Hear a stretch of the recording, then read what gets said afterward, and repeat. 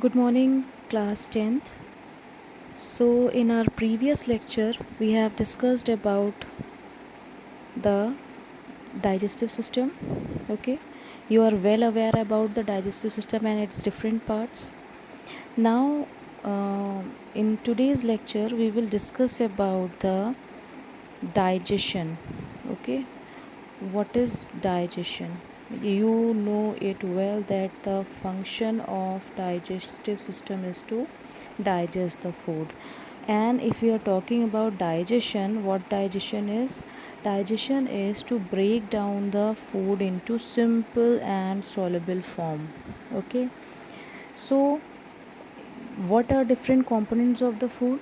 Basically, whatever the food we are eating, mostly it has carbohydrates, fats, okay, proteins, and vitamins, minerals. Okay, these are different things which we eat in our food. When we are eating the food, we are taking these many components of the food, but their digestion is not simple. Means if we talk about the digestion, means to break down these components of the food into simple form, it is not that easy. Okay, so for that we have different parts in our digestive system, and these different parts play an important role in the digestion of different components of the food. Okay, let's start with the first part, that is the buccal cavity. Buccal cavity, you know it well that it is the mouth part, means and here the teeth, tongue, salivary glands, all these things are present. So in this part, what happens is there is one thing present here, that is known as salivary amylase. Salivary amylase is also known as ptyalin. It is an enzyme. Now, what is enzyme? This is a new word for you all. What is enzyme? Basically, these are some chemicals which are manufactured in our body, and mostly these are made up of proteins. And with the help of these enzymes, we means some activities, all the chemical activities in our body are completed with the help of enzymes. Okay, so this digestion, we are talking about digestion is also a complex process, and it is carried out in different parts with the help of these enzymes. So what you supposed to learn is the name of the enzyme, what changes it is bringing in your food. Okay, like in the first part, in the buccal cavity part, starch is being digested here, not completely. I am repeating it again, not completely. Means small amount of starch is digested here in the buccal cavity with the help of an enzyme which is known as ptyalin, or it is also known as salivary amylase. And which thing has this enzyme? Saliva which is released from your mouth, that is released from your salivary glands. It contains salivary amylase or the ptyalin enzyme, which helps in breaking down the starch into the maltose. Maltose is the simple form, means it is a little simple form of starch. Okay, so in mouth part, when your teeth are crushing the food and it is being chewed and saliva is mixed with the food contents, the saliva with the starch which is present in the food is converted into maltose with the help of ptyalin or salivary amylase. Okay, in the presence of this enzyme, this reaction takes place inside your mouth. Okay, let's see what is next. Digestion in the stomach part. Okay, what happens in the stomach? As you know, stomach has what things are present in the stomach? Gastric juice. The walls of the stomach release gastric juice, HCl, and mucus. Functions of these three things I will give you in the notes. Other than that, I'm telling you what this thing is doing here. The gastric juice has enzyme which is known as pepsin enzyme. It is written here also, pepsin. This pepsin enzyme is responsible for the digestion of protein. Okay, proteins. Proteins are digested. Firstly, it is digested in the stomach, but again I'm saying this, it is not digested completely. It is the initial step. Okay, so proteins are digested here in the presence of pepsin enzyme, and these proteins are converted into proteoses and peptones. Okay, one more thing is also going on here. You can see this casein. Casein is a milk protein. As you know, milk also has a protein. The name of protein which is present in the milk is known as casein, and casein also gets converted into paracasein, which is a curd like substance. It is converted into paracasein with the help of pepsin enzyme. Okay, so in stomach, when the food is stored, some amount of protein is digested here with the help of pepsin enzymes. Proteins, the normal proteins are converted into proteoses and peptones, and the casein, the milk protein, is also converted into paracasein. Okay, now let's see, move on to the next part. Digestion of starch. Okay, from here it is happening in the intestine. Okay, let me write this first of all, otherwise you will be confused completely. It is happening in the intestine. Okay, in the small intestine. Okay, just wait. It is happening in the small intestine. Okay, so what is going on here? Here the digestion of starch means, first of all, little bit of digestion of starch takes place in the mouth part, and then the digestion of the starch is carried out in the small intestine by in the duodenum part. Okay, duodenum, don't forget this is the first part of your small intestine, duodenum.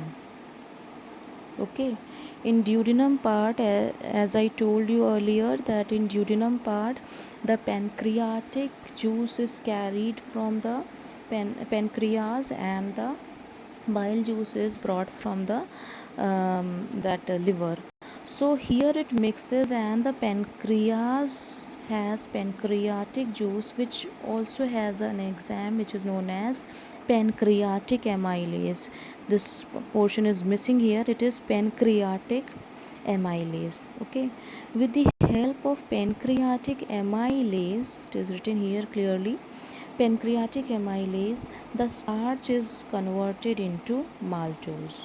Okay, so again the conversion of starch takes place here, but here the name of enzyme is pancreatic amylase.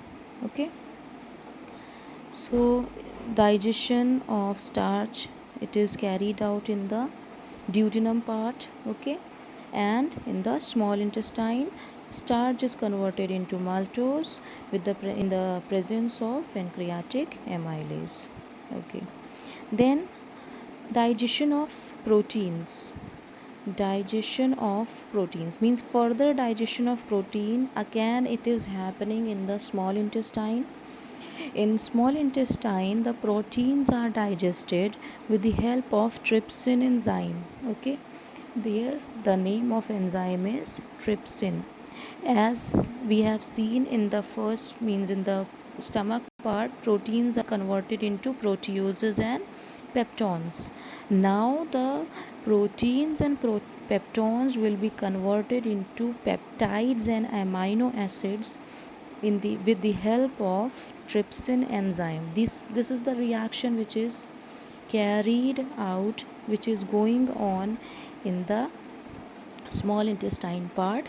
Proteins are here digested and converted into peptides and amino acids. These are the smallest unit of the proteins, means the simplest form of the protein is peptides and amino acids, means in this manner it can be used. And the enzyme which is responsible for for this conversion is trypsin enzyme. Okay, then digestion of fats.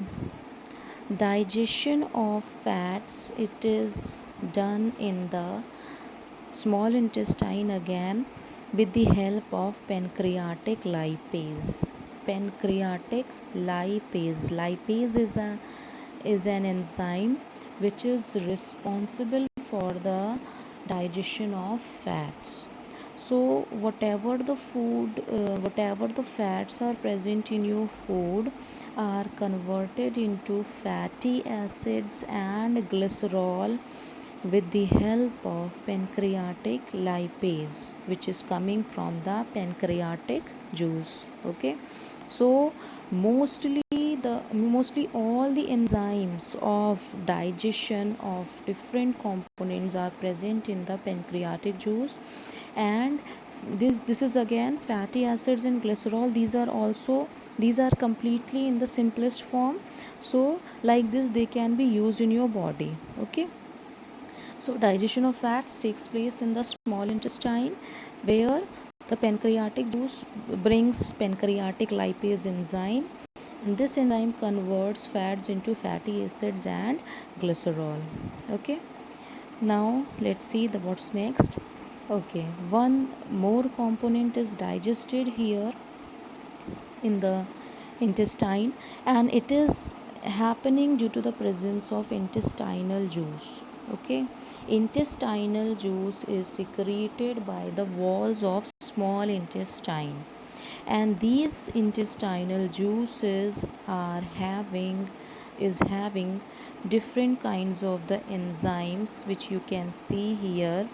These are the enzymes, that is maltose, sucrase, lactase. Okay, what is that? Let's see what conversions are here. Sugars, the sugars which we are taking in the food, it is converted like this. Maltose is also known as the malt sugar or the sugar which is present in the grains. Okay, when we are eating the grains, we are eating the sugar which is known as maltose, and this maltose is converted into two molecules of glucose with the help of maltase enzyme. This one is very easy. You just need to remember the name of sugar, maltose, and its enzyme name will be maltase. Only some difference. Then sucrose is the sugar which is present in your the sugar which we are eating, like in tea and all, sugar cane, sugar beet. It has that sugar has sucrose sugar, which is converted into glucose and fructose with the help of sucrase enzyme. Okay, so sucrase enzyme converts sucrose into glucose and fructose. This conversion takes place in the intestine. And one more sugar, lactose is the sugar which is present in the milk sugar is lactose sugar, which is converted into glucose and galactose with the help of an enzyme which is known as lactase enzyme. Okay, so This is how the digestion takes place in your body in different parts of the digestive system. You can again see this in buccal cavity. Starch is digested into maltose. In stomach, the proteins and caseins are digested with the help of pepsin enzyme. In your in small intestine, starch is digested with the help of pancreatic amylase. In proteins are digested with the help of trypsin enzyme. Fats are digested with the help of pancreatic lipase, and different sugars are also digested with the help of intestinal juices, and their enzymes are maltase, sucrase, and lactase. So basically we can conclude that digestion is a process.